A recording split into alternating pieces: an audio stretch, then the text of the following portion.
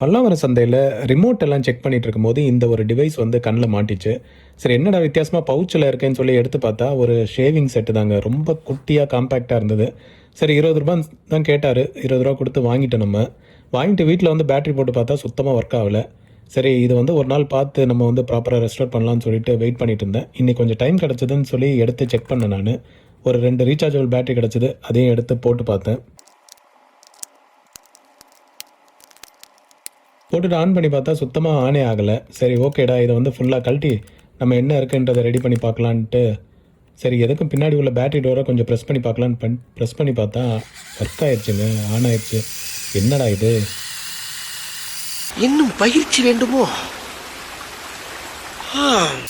சரி அதுக்கப்புறம் வந்து நம்ம இது ப்ராப்பரா ஷேவ் பண்ணுதான்றத ட்ரை பண்ணி பார்க்கலான்னு கையில ட்ரை பண்ணி பார்த்தேன். அது என்னன்னு தெரியல. முடி நீளமா இருந்தனால சிக்கிக்கிருச்சு. அம்மா!